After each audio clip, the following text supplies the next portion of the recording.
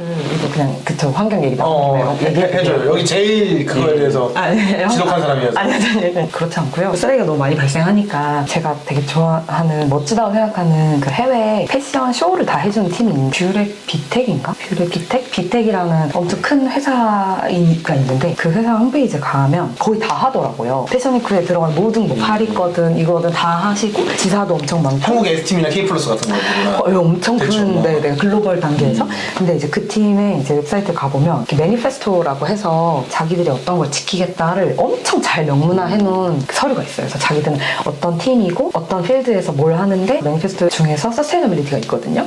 근데 되게 놀랐던 게 왜냐면 사실 저희 같은 에이전시들은 매일 먹고 자고 하면서 쓰레기들을 굉장히 많이 만들잖아요. 그것도 그렇고 팩이 막 몇 톤씩 막 그렇잖아요 사실. 근데 그 팀에서 그 서스테이너빌리티 파트에 자기들은 환경을 늘 생각해서 재활용을 엄청 많이 하고 그리고 현장에서 플라스틱 바트를 쓰지 않는다 뭐 이런 말이 있었었거든요. 전 너무 놀라가지고 재활용 아니더라도 저런 식으로 현장에 사실 스텝 막 몇십 명 있으면 하루에 그냥 그쵸. 이만큼 나오는데 그런 것들도 어떠한 방식으로든 실천해 볼 수 있겠다 뭐 이런 생각도 했었어요. 그게 권력이 있어서 가능한 거예요. 그렇다고 생각합니다. 그렇다고 생각합니다. 진짜로. 그러니까 나 패션쇼 다 해. 우리랑 안 하면 족밥이야. 맞아요. 그쵸, 그게 있어야죠. 네. 전 그걸 만들고 싶어요. 종이컵 많이 많네. 종이컵 쓸래? 우리랑 안 할래? 이렇게 될 수 있는 거니까.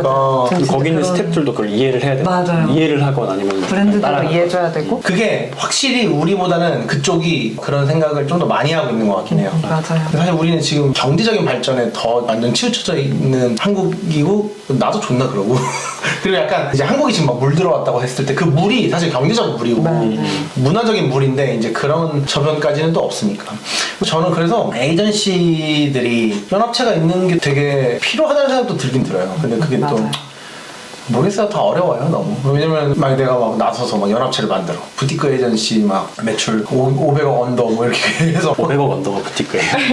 이게 너무 뭔데요?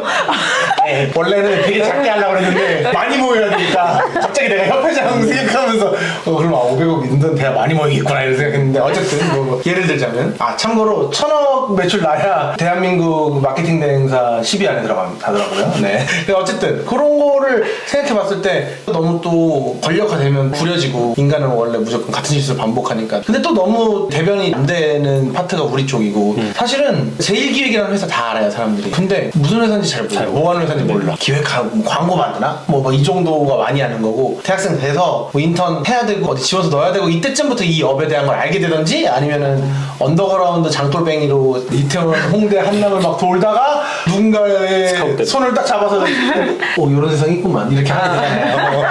난 두 가지 경우라고 보거든요. 그렇게 되지 않으면 모르니까 내가 보기에 좀 불합리한 부분도 꽤 있어. 근데 대변할 때도 없으니까 자체적으로 알아서 해결하고 뭐 그렇게 되는 건데 그런 아까 그 에이전시 뭐 협회가 있어. 우리는 모두 재활용되는 것만 쓸 겁니다. 그 기준은 이겁니다. 뭐 이런 거를 해놓고 그거 안 하면은 벌금 매겨. 그런 거 어떻게 매겨? 법도 아닌데. 어쨌든 예를 들자면 막 그런 게 된다면 되게 도움이 될 수 있겠죠. 분명히 필요하긴 한 것 같아요. 저는 예전부터 그거 하고 싶었거든요. 이렇게 될지 안 될지 모르겠는데 엄청 큰 창고를 다 같이 빌려서 저희는 맨날 하면 막 의자 100개씩 샀다가 100개씩 버리고 이렇게 하거든요. 공동으로? 네. 근데 왜 버려? 왜냐면 그거 둘 곳이 없어요. 저희도 그래요. 저희 얼마 전시하고 나서 뭘 어쨌든 만들어야 되잖아요. 뭐 예를 들면 나무를 쓸 때 이거 합하는 거 하면 좀 약간 좀 퀄리티 낮을 것 같아서 좋은 거로 쓰고 나면 줄 데가 없어. 줄 데가 없는 거야. 그러니까 말도 안 되는 창고에 지금 쌓아놓고 있고 결국엔 버리잖아요. 그렇죠. 결과적으로 그냥 아까워서 두고 있는 거지. 맞아요. 사실 이게 어떻게 쓰일지에 대한 거. 근데 그게 다 쓰레기인데 비슷한 계속 필요한 곳에서 돌아서 공용이 될 수 있으니까 엄청 싼 값에 네,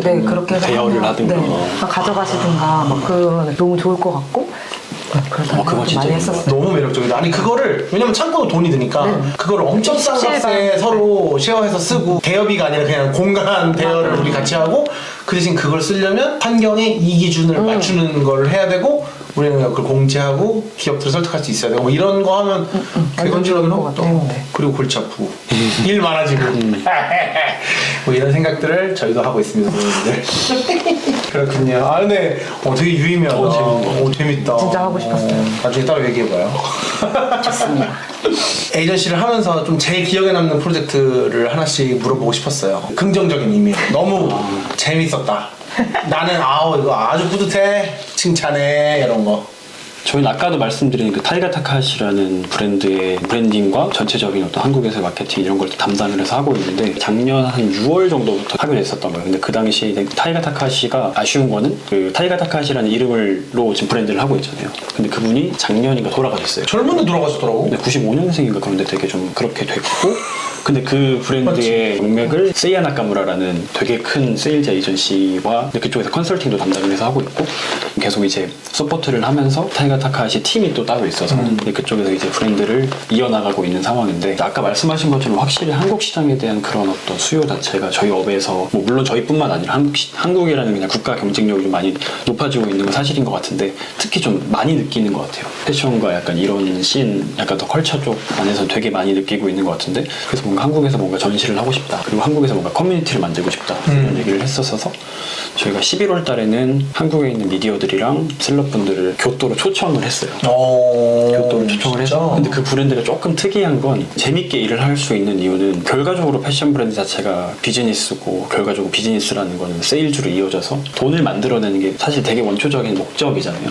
근데 그 브랜드 같은 경우는 되게 그거보다는 일본의 정신, 젠 이런 거 타이가 타카하시가 생전에 되게 좋아했어요. 그래서 처음으로 이제 저희가 이제 타이가 타카하시와 일을 하기로 하고 교토로 초청을 해서 저는 그냥 단순한 어떤 업무 미팅 우리 어떻게 일할까 이런 얘기를 할 줄 알았는데 오히려 그런 얘기 하나도 없고 타이가 타카하시가 좋아했었던 사원 데려가고 찻집 데려가고 교토라는 도시 자체가 일본 내에서도 굉장히 좀 문화적으로나 되게 특이한 도시더라고요. 그래서 거기를 쫙 돌아다니면서 그러니까 너네가 이 일을 하기 위해서는 타이가 타카하시가 뭘 좋아했고 일본의 정신을 이해해야 이걸 할 수 있다 이런 식으로 하면서 그러니까 되게 저희도 처음 경험해보는 전형적인 일본식입니다. 아주. 네, 그런 식의 일을 사실 한국에서는 경험을 해보지 못했었는데 그쵸? 앉자마자 바로 일 시작하죠. 그렇죠. 어떻게 실무적인 얘기 이번 시즌이 이렇게 되는데요. 이렇게 되죠. 실무적인 얘기가 주가 될 텐데 그런 문화적인 경험을 되게 겪으면서 확실히 브랜드에 대한 이해도가 저희 스스로 되게 높아졌었고 근데 이제 이거를 너희가 경험한 거를 다른 한국 사람들한테도 해줬으면 좋겠다. 그렇게 저희가 이제 한 10몇 분 정도를 데려갔던 것 같아요. 똑같이 이제 그런 식으로 투어를 돌아다니면서 그 타이가 타카하시 매장, 교토 매장 2층에는 사비라고 일본 전통 찻집처럼 하고 있어요. 거기 다 데려가고 옷을 보여주면서도 좀 특이한 거는 아메리칸 빈티지를 몇천 벌을 모아놓고 일본 전통 기법으로 복각하는 브랜드이거든요. 그래서 이게 어떤 식으로 됐었고 그들이 갖고 있었던 아카이브를 다 보여주면서 진짜 일본적인 맞아요. 일본스러운 거를 눈앞에서 많이 본 거죠. 그래서 같이 오셨던 분들도 되게 좋아하셨었고 그거를 이제 다시 이제 한국으로 전시의 형태로 갖고 왔던 것 같아요. 저는 패션 일본맨으로서 그 브랜드 처음 들었어요. 그리고 제가 보기에는 일본 내에서도 엄청 유명하지 않은 것 같아요. 그러니까 막 캐피탈 막 맞아요, 이렇게 맞아요. 글로벌로 대표되는 브랜드나 뭐 아니면 니고의 우라하라 계열의 막 이런 쪽은 아닌데 일본적인 색채 복각도 사실 다 일본적인 그렇죠. 것처럼 이제는 미국이라고 얘기할 수 없다고 생각하고 그걸 다 여기서 하고 있는 거예요. 근데 이제 일본 전통을 스카스카 해가지고 그래서 그런 걸 보면서 여기 이런 건 어디서 나온 거야? 했는데 심지어 돈을 엄청 쓰고 있는 거예요. 왜냐면 돈을 엄청 쓴다고 생각한 게 그런 브랜드가 매출이 커서 돈이 많이 나오지 않는 이상 코사이어티에서 빌려서 하셨잖아요. 맞아요. 코사이어티에서 하는 거는 또 나는 코사이어티 대관비와 뭐 이런 걸 그걸 어떻게 채우면 막 이거 아니야. 거기다 막 옛날 나무 같은 거 막 다 갖고 와가지고 했더라고. 네네.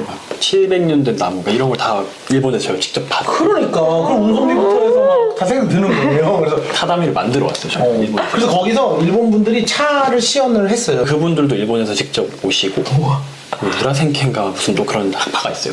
그쪽 분들을 좀 다 모셔와서 전통 옷 다 입으시고. 일본 분들 기모노 다 입으시고 퍼포먼스처럼. 그리고 한 방에서는 그 타이가 타카시가 모았었던 막 아까 말씀드린 700년 된 나무 뭐 몇백 년 된 뭐 뭐시기 이런 식으로 다 모아놓고 큐레이션을 해서 좀 보여드리고 복각이 중요한 브랜드다 보니까 구조물들을 만들어서 저희가 왼쪽에는 이 옷의 원형 이게 어떤 식으로 타이가 타카시가 또 일본의 정신과 이런 걸 담아서 복각을 했는지 1대1로 비교하는 어떤 그런 섹션을 했었는데 어쨌든 이 프로젝트가 좀 기억에 남는 거는 아까 말씀드린 대로 그럼 저희가 기존에 했었던 어떤 그런 브랜드나 클라이언트들과는 좀 다른 식으로 저희한테도 접근을 했었고 저희뿐만 아니라 소비자들한테도 좀 그런 식으로 보여주려고 하는 과정이 좀 재밌었던 것 같아요. 그리고 아까 저희가 처음 말씀드린 저희 스튜디오 아이덴티티라는 뭔가 처음부터 끝까지 다 만들어내고 홍보까지 하고 약간 이런 부분들이 되게 저희 스스로 봤을 때도 저희도 만족스럽고 이 브랜드에서 약간 완성되고 있군요. 그 프로세스들이. 사실 근데 그런 프로젝트가 많지 않죠. 맞아요. 이렇게 잘라맞기지. 그 잘라맞게 디자인만 해주세요. 아니 뭐 영상만 제작해주세요. 이런 식으로 들어오는데 주기성을 갖는 것도 되게 중요한 것 같아요. 엄청 중요하죠. 그러니까 저희 업계에서도 리브랜딩이라던가 뭐 브랜딩이라던가 이런 게 사실 뭐 정권이랑 똑같이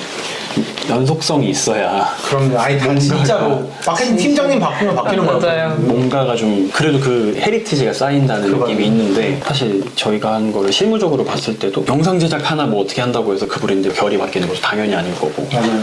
뭐 로고 하나가 뭐 어떻게 나온다고 해서 바뀌는 것도 아닐 텐데 어쨌든 저희가 처음으로 그래도 정말 본격적으로 그 브랜드를 다 이해하고 그 방향성까지 저희가 어느 정도는 제시하면서 이렇게 하는 프로젝트를 지금 해본 거여서 그러니까 그런 분들을 되게 고무적으로 생각하고 있습니다. 근데 진짜 희한해요. 한국에서 아무런 인지도 없는데 저렇게 마케팅을 열심히 해가지고 매출을 올려보려고 하는 게 진짜 좀. 근데 그게 단순히 그러니까 저도 아직은 모르겠어요. 그런 부분들에 대해서 당장 매출을 기대하고 하는 건 아닌 것 같고. 그러니까. 되게 시장을 보는 것 같아요. 그거조차도 일본식 사고방식이라고 저는 생각해요. 네, 한국 시장을 보고 한국에서 뭔가가 됐을 때 이게 좀 더 뻗쳐나갈 수 있다는 그러니까 그 시선이 전 되게 긍정적이거든요. 지금 맞아요, 맞아요. 있어서. 그 저건 도쿄도 아니야. 교토라서 가능한 거야. 교토는 너무 오래된 도시고 한 번도 전쟁으로 박살나지 않은 도시여가지고 중요한 건 아닙니다. 어쨌든 그러면은 오하는요? 저는 작년에 말씀하셨던 PRPT가 그러니까 그 반응이 압도적이었죠. 압도적. 근데 그냥 요건에 대해서 할 말이 좀 많은데요. 원래 뭘 하다 보면 저희 브랜드를 하다 보면 많은 것들을 타협하잖아요. 사실 다른 일을 같이 하고 있다든지 그치. 아니면은 예산. 네 당연히 그럴 것이고 뭐 이력적인 부분에 있어서 계속 타협을 하는데 일단 저희가 기획했었던 거는 다 했던 전시였었거든요. 그래서 뭔가 하고 싶은 대로 원 없이 했다. 그 기획부터 뭐 공간부터 해서 그래픽 디자인 운영까지는 원래 저희가 하던 건데 그 이외에 진짜 사운드도 그때 큐레이션 맡겨 그거였지? 계속했네 모르는 거. 그래서 부탁드렸었던 것도 있고 뭐 청각이라던가 그러니까 미각적인 부분들도 이제 같이 원형들이랑 콜라보해서 만들고 퍼포먼스도 다른 감독님 해가지고 만들고 해서 저희가 뭔가 해보고 싶은 것들은 다 우겨서 했었던 것 같아요. 그래서 그게 되게 기억이 많이 남는데 사실 그 프로젝트가 기억에 남는 이유는 그 시즌에 정확히 동일한 시즌에 다른 프로젝트 오픈을 했었어요. 커미션 프로젝트를. 그때 저희 그 경험이 저희한테 너무 힘들었었거든요. 아, 두 개 겹쳐서 네. 됐다. 그래서 그 브랜드에게도 너무 죄송하고 저희 내부로도 완전히 거의가 맷돌 갈리듯이 갈려가지고 이게 회생하는데 너무 오래 걸렸어요. 거의 4분기 내내 회생이 안 돼서 그 모두가 다 진짜 그냥 실적으로 너무 힘들었어가지고 그렇게 하고 나서 저희가 회사 내부에서 이제 진짜 회사 만들기 가 시작이 된 거거든요. 우리는 어떤 거고 PRPT 사실 기획자 입장에서는 기능적으로는 하고 싶은 건 다 했지만 또 디자이너들 입장에서는 제가 기획자다 보니까 더 그럴 수도 있겠지만 뭔가 김치 피자 탕수육 같다라는 말들 되게 많이 해요. 그러니까 막상 먹으면 맛있는데 먹고 싶지 않게 되어 있는 느낌? 그리고 그걸 잘 알려주는 것도 아니고 그냥 뭔가 그런 심미나 아니면 미적인 부분에서의 제가 꼭 늘 예산적인 문제 때문에 굳이? 라는 말을 한대요. 저도 몰랐는데 그런 부분을 제가 빠르게 타협하는 어떤 게 있었더라고요. 그래서 이제 그런 회의들을 많이 하면서 타협하지 말아라. 그러니까 조금 더 신미성에 대한 어떤 강조가 우리한테 진짜 필요하다. 우리 지금 김치 피자 탕수육이다 라는 것들에 대한 것도 너무 이제 많이 알았고 두 가지 일들을 사실 시간이나 뭐 이런 배분을 할 수 있다고 자만했기 때문에 한 거였는데 그걸 하면서 지치지 않기 위해서 어떻게 해야 될까 하는 저의 종목이 좀 바뀐 것 같아요. 일의 종목. 지금까지는 내가 더 잘해야지, 내가 더 막 좋은 멋진 기획 막 어쩌고 막 이렇게 나의 능력을 막 하는 게 중요했다면 이제는 그 여러 분들 특히 기한 대표님 조언도 많이 듣고 하면서 이제 내 주 종목이 기획보다는 전반적으로 팀을 봐주고 그 시간 봐주고 이런 오케스트라에 가까운 종목으로 바꿔야 된다 이런 걸 많이 느꼈던 것 같아요. 둘이서 하면서 동감하면서 느끼시죠? 너무 진심으로. 아니 근데 어디서 타협할지는 대표만 정할 수 있어요. 왜냐면은 모든 사정을 다 하는 거는 대표밖에 없으니까. 그래도 저도 중요한 부분이라는 거를 많이 느낀 것 같아요 이번에. 일 나눠줘야 돼. 맞아. 지금도 그만해 혼자서. 다들 잘하고 있다는 거. 처음 봤을 때랑 성장하는 속도가 엄청 빨라가지고. 언제 처음 보신 거예요? 언제 처음 봤어요? 2021년입니다. 21년. 아니, 그때와 지금의 회사, 그러니까 오하 에이전시의 에티튜드가 달라요. 그때는 더 크루야. 아, 맞아요. 팀이었어요. 지금은 약간 브랜드이자 회사가 돼가고 있는 느낌. 가는 과정이 있습니다. 그런 것 같아요. 새로운 걸 만드는 방법론에 대해서 물어보려고 그랬는데 제 생각에는 지금 얘기한 거에 조금 다 논리적인 네, 부분이 네, 있어서 네. 이걸 자, 방법론 자 1번 요거 하고요 2번 이렇게는 어차피 여기서 설명할 수 있을 수 네. 있지만 설명할 수 없을 것 같고 우리가 하고 있는 이 크리에이티브 에이전시의 미래에 대해서 한번 잠깐 짧게 얘기해 보고 싶어요. 어떨까요? 저는 사실은 트렌드라는 게 세상에 돌기 때문에 그 우리가 굳이 말하면 트렌드 제일 앞단에서 뭔가 하고 있다. 그 감도라는 것도 사실 유행이랑도 연결되는 부분이 있으니까 그런데 그러면 결국 우리가 여기 만약에 움직이지 않고 있으면 그 주기가 이렇게 오면서 어느 순간 파이가 큰 매스 우리의 감도가 매스까지 갈 거라고 맞아요. 생각하는데 네, 네, 네. 또 우리의 문제는 또 뭐냐면 크리에이티브를 계속 앞으로 전진시켜 그럼 또 매스랑 거리가 계속 거리가 있으면서 큰 돈을 못 버는 이런 아주 매력적인 굴레 그리고 그게 우리의 자부심 이렇게 되어 있는데 이 업이 미래가 어떻게 될지 같은 걸 각자 생각하는 게 좀 궁금하게 저는 계속 새로운 사람들이 나올 거라고 생각하고 모든 게 그렇지만 그럼 거기서 결국에는 누구랑 계속 어떻게 협업할지가 결국엔 되게 중요하거든요. 협업 방식이 사실은 입사도 있고 그 프로젝트마다 또 다른 팀 단위로 다른 팀들이랑 프로젝트를 같이 할 수도 있고 막 이런 것들이 있는데 그런 크리에이티브의 미래가 궁금합니다. 너무 어렵죠. 조금 그냥 더 거시적으로 봤을 때 그냥 크리에이티브 말고 약간 시장까지 봤을 때는 특히 약간 한국 시장을 봤을 때는 되게 많이 기회가 저희한테 열려 있는 것 같고 일단 저희가 뭔가를 했을 때 옛날에는 약간 가끔 그런 얘기하고 스티비 원더가 한국에 태어났으면 어땠을까 약간 이런 얘기를 하는데 근데 주목도 자체가 다르잖아요. 우리가 뭔가 어떤 똑같은 결과물을 저희가 계속 얘기했던 그 감도로 이걸 하더라도 우리가 어느 씬 안에 있냐에 따라서 이거에 대한 그게 당연히 너무나도 달라질 수밖에 없는 것 같은데 근데 그런 지점에서 한국 크리에이티브의 어떤 그런 질적인 부분도 되게 많이 올라간 건 사실인 것 같고 그쵸. 따라서 시장 자체가 갖고 있는 주목도 자체가 커지면서 저희한테 오는 관심도도 많이 동시에 같이 크고 있는 것 같아요. 그리고 이게 단순히 어떤 패션 쪽만 아니라 다양한 분야에 있어서도 결과적으로 좀 같이 성장할 수 있는 이게 돼야 그 개별들도 성장을 할 수 있는 것 같은데 그러기에는 저희가 좋은 시기 속에 있지 않나라는 생각을 하면서 근데 또 반대로는 이 성장 속도에 비해서 시장의 성장 속도에 비해서 그 내부적인 인프라들 있잖아요. 그러니까 그런 부분들이나 어떤 되게 문화적인 부분들이나 이런 부분들이 조금은 못 따라가고 있다라는 생각을 좀 되게 많이 하고 이제 저희는 조금씩 더 외국 클라이언트들하고도 일을 많이 하려고 하는데 아무래도 그들이 바라는 거는 뭐 정말 저희한테 뭐 글로벌 단위의 어떤 일을 뭐 맡기는 경우도 있지만 아직은 좀 더 저희한테 포커스를 하는 게 한국 시장이 어떨지 한국 시장에서 이 전략을 하려고 했을 때 어떻게 해야 될까 약간 이런 걸 물어보는데 그럼 자연스럽게 저희도 한국에 있는 어떤 인프라들을 소개하면서 이게 이렇고 뭐 매체가 될 수도 있고 뭐 좀 더 패션 쪽에 했을 때는 뭐 샵이 될 수도 있고 근데 이런 부분들이 글로벌 단위에서의 성장 속도에 비해서 아직은 조금은 못 따라오고 있다. 좀 아쉬운 부분들이 있다.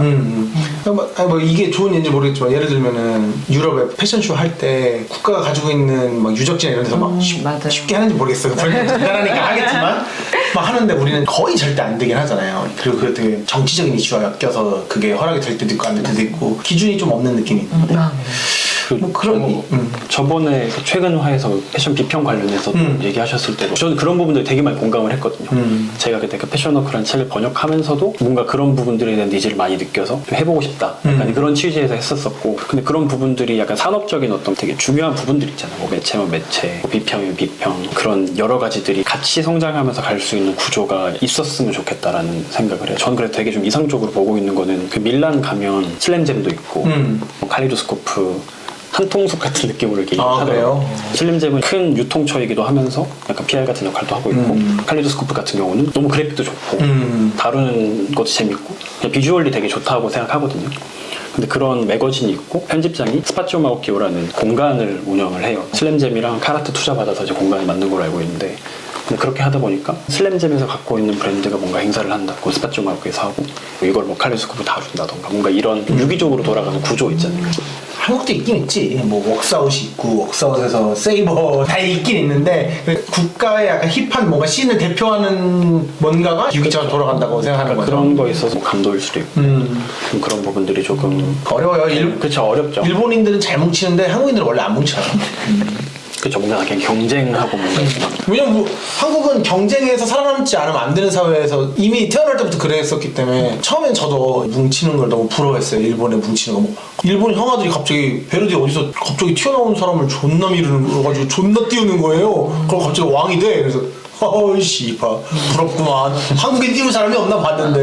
그래서 사실은 포스트 아카이브 섹션을 물론 전 형이 아니니까 제가 민다고 되는 건 아니지만 제가 도울 수 있는 걸 다 도왔거든요. 포스트 아카이브 섹션이 이제 파트는 다르지만 벨레디처럼 한국을 대표할 수 있는 될 수 있다고 생각하고 실제로 됐고. 근데 이제 한국에 저보다 형들이 이제 막 더 좀 권력이 있는 형들이 어떤 곳은 또 밀어주기도 하고 또 어떤 곳은 안 밀어주기도 하고 근데 그것도 개인의 선택이고 하니까 좀 어렵긴 하더라고요. 그런 비슷한 맥락일 것 같은데 저도 그거 부러운데 또 막상 다 개인의 사업이고 쉽지는 않은 것 같아요. 그런 부분들이. 그거 누군가가 예를 들면 한국에는 후지와라 히로시가 없어요. 메이권 형님을 막 비슬라에서 한국에 후지와라 히로시 했는데 조금 다른 부분이 있는 것 같고 결국에는 그거에 될 수 있으면 되려면 다 퍼주고 너덜너덜한 인간인데 다 퍼준 사람들이 다 고마워요. 우리 어렸을 때 이렇게 돼야지만 되는데 그런 존재가 내가 보기에 잘 없는 후지와라 히로시는 저는 그걸 했다고 생각하거든요. 그래서 막상 중간에 프라그먼트 안 하고 원래 무슨 SPA 브랜드 하다가 중간에 한번 삐끗했거든요. 그때는 후지와라 히로시가 갑자기 사라졌어요. 솔직히 그때는 약간 가셨나? 이런 생각을 했는데 또 형 뭐 하니까 도와야지 하고 다 돕고 막 이러는 거 보면 한국이랑은 좀 다른데 한국식으로 뭔가 또 해야겠죠. 예전엔 그래서 막 우영미, 정욱준이 그런 걸 해야 되는 거 아니야? 뭐 이런 생각도 했었는데 우영미 선생님도 그런 거에 대해서 얘기해보면 생각이 없는 건 아는데 그거 혼자 한다고 됐다 이런 것도 아니야? 그리고 막상 밑에 애들을 도와주려고 해도 밑에 애들이 막 우영미? 멋이 있나? 뭐 이러고 있는 새끼들 있고 막 그게 다 한마음이어야 가능한데 어려운 것 같더라고요. 네, 그게 좀 사실 저희만 해도 이렇게 얘기하기가 되게 어려웠잖아요. 같은 시내에 있어도. 아니야 나는 바빠서 그래. 너무 만나고 싶었어. 나는 기업해서 협회 만들어서 정당도 만들어 다 해 할 수 있어. 근데 어쨌든 맞아. 근데 만나기 어려웠죠. 너무 바빠 우선 너무. 맞아요. 시간 많은 사람들이 청년 정치 한다고 그러잖아요. 정치 얘기 자꾸 해서 미안한데 근데 다 할 거 없는 놈들이 가가지고 능력도 없는 것들이 하여튼 다 망하는 거거든요. 개꿀잼.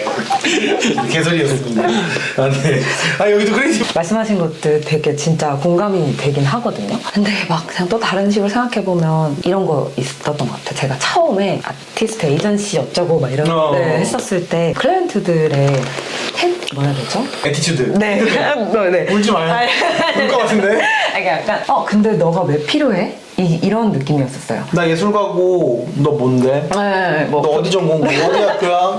그러니까 브랜드에서 예를 들어 작가를 데리고 이제 왔으면 저희 쪽에서 뭐 중개를 한다거나 원래 그런 걸 에이전팅 업무도 많이 했었어요 초창기에. 근데 그냥 그러면은 너가 왜 필요하지? 막 약간 내가 너도 왜 수수료 줘야 되지? 네네네 맞아요. 나 그냥 바로 이쪽이랑 작가님이랑 얘기하면 되는 건데 너는 뭘 해? 뭘 하는 애야? 막 약간 이런 느낌이 좀 있었는데 갤러리가 워낙 또 다시 예전 대학로에 다시 또 부상하기 시작했고 현재도 거의 대부분 에이전시를 끼고 작가님이랑 컨택하는 게 너무 당연하게 된 상황이긴 하거든요. 그냥 그것이 조금 더 좋은 결과물을 서로에게 난다는 게 어느 정도가 됐고 여러 에이전시들 또 선배 그 아티스트 에이전시들이 그런 것들을 워낙 잘 해내셨기 때문에 이게 이렇게 해야 더 좋구나 하는 것들에 대한 어떤 문화적인 받아들임이 달라진 것 같아요. 그래서 저희도 뭔가 이렇게 조금씩 얘기를 하다 보면 다른 브랜드나 아니면 커미션 작업들 할 때도 이 팀 이런 거를 되게 리스펙하기 때문에 여기서부터 얘기를 나누면 좋은 팀이지 뭐 이런 것들을 더 알고 왜 우리 팀을 찾아오시는지에 대해서 서로가 좀 존중이 되는 게 네. 되게 이상적인 미래가 아닐까 생각이 들어요. 방금 말씀해주신 거 들으면서 생각한 게 결과적으로 되게 산업에 대한 세분화가 조금씩 되곤 있는 것 같아요. 맞아요. 되곤 있는데 아직도 그 부분에 대한 게 저희가 얘기했던 크리에이티브가 뭐야? 약간 이런 되게 근본적인 질문부터 시작해서 사실 이런 에이전시 또 커뮤니케이션이라는 게 너무나 중요한 부분인 건데 누군가 그렇게 얘기하잖아. 너네가 뭐 하는 거야? 가져가고 사실 그렇게 말하면 할 말이 없어요. 뭐 그 커뮤니케이션 내가 하면 되잖아. 약간 이렇게 얘기를 해버리면 할 말이 없는데 그게 되게 큰 관점에서 봤을 때는 당연히 하나의 어떤 분야로서 당연히 있어야 되는 너무나 중요한 파트라고 생각하는데 아직도 그런 부분들이 조금씩은 실무적인 부분과 이해를 받는 부분들이 좀 괴리감이 있지 않나. 근데 사실은 이렇게 너무 또 위험한 단어. 작은 브랜드들 그런 얘기해요. 대행 안 해봐가지고 뭔지 몰라가지고. 그럼 알아서 하시지 왜 자꾸 또. 여기까지 하도록 하겠습니다. 이제 추후에 이제 파브리카의 계획 짧게 한번 얘기해 주십시오. 저희는 아까 저희 뭐 이 녹화 들어가기 전에 살짝 얘기를 했는데 이제 조금 더 한국뿐만 아니라 좀 더 글로벌 시장으로도 좀 나가고 싶은 생각이 있어서 얼마 전에 외국인 친구들이 2명이 들어왔어요. 그러니까 그 부분이 아까 방금 저희가 말한 어떤 커뮤니케이션적인 부분도 당연히 있고 일하면서 되게 많이 느끼는 게 같은 실무를 하더라도 그 문화적 배경이 너무 다르다는 걸 되게 많이 느끼고 있고 근데 그 부분이 유독 더 그 커뮤니케이션이라는 부분에서 되게 많이 있는 것 같아요. 그런 측면도 있고 좀 더 다양한 백그라운드에 있는 친구들을 좀 더 어디까지 사실 성장을 해야 될지도 사실 고민이긴 하고 되게 여쭤보고 싶긴 했어요. 어디까지가 이상적인 스튜디오의 구조일까? 우리가 생각하는 어떤 그 강도와 결과적으로는 규모의 경제가 당연히 될 수밖에 없는 매출을 위한 어떤 그런 게 있을 수밖에 없는데 그 사이에 어떤 접점이 어딜지는 잘 모르겠어요. 저희도 그거는 카메라 끄고 얘기해 볼까요? 고민하는 단계이고 어쨌든 저희는 지금 이 상황에서는 뭐 아까 말씀드렸던 뭐 크리에이티브 파트나 뭐 프로덕션 파트나 PR 파트 모두 약간 다 그런 식으로 좀 더 글로벌리 움직이고자 하는 단기간의 목적이 있습니다. 저는 이제 내년이 꽉 찬 10주년이에요. 10년 차, 10년 차. 그래서 올해 그런 얘기들 진짜 많이 하면서 저희가 팀에서, 진짜 크루에서 회사 좋은 회사, 그러니까 우리 내부 팀들이 안정감을 느끼고 좀 더 좋은 결과나 퍼포먼스를 낼 수 있는 어떤 내실을 진짜 다져보자. 회사체로서 더 좋은 어떤 그거를 올해 좀 많이 하는 걸 목표로 하고 있고요. 그런 심리적인 부분들에서 저희가 뭐 조금 컴프로마이즈 했었던 부분이라던가 이런 것들 좀 더 해보자 하고 이제 내년에 10주년 맞춰서 그런 것들을 약간 종합적으로 다 섞어가지고 저희가 지금까지 했어요. 다 섞어서 엄청 큰 재밌는 거를 좀 더 크게 만들어보자. 이게 이제 아주 짧은 목표고요. 길게는 아까 그 말씀해 주셨던 예를 들어 우리는 좋을 것만 쓸 거야 라고 말할 수 있는 건 사실 그 팀이기 때문이잖아요. 그 회사이기 때문이잖아요. 그들이 하는 어떤 퍼포먼스적인 게 너무 어그리어블하고 이거를 그렇게 쓴다고 하더라도 그게 오히려 더 좋지라는 어떠한 가치적인 플러스 요인이 되는 그런 회사가 되는 게 좀 목표인 것 같아요. 그건 다 저희도 내부적으로 맨날 얘기하는데 그 정도로 생각하는 게 너무 멋있다. 그러니까. 그렇게 되는. 뭐 너무 저희 둘만 약간 계속 약간 비즈니스 아니, 무슨 저희 똑같은 생각하고 계시잖아요. 예술. 아니, 우리 예술가 아니. 우리 장사꾼. 저 다섯 아이고, 나만 사주십시오. 저 맨날 돈 해요. 얘들아, 돈. 아니, 너무 멋있어요. 제 계획은 없습니다. 말씀을. 저는 아무렇게나 하기. 아니, 무슨 말씀을. 흘러가는 대로 살기. 네, 그렇습니다. 그러면은 오늘 이게 좀 짧긴 짧다. 다음번에 한 번 더 나와줘요. 감사합니다. 다음번에 좀 더 이거의 다음 단의 얘기들을 하면 좋을 것 같은데 또 너무 멀리 사셔가지고 죄송해가지고. 괜찮습니다. 알겠습니다. 그럼 오늘 여기까지 하는 걸로 하겠습니다. 네, 감사합니다. 안녕, 감사해요.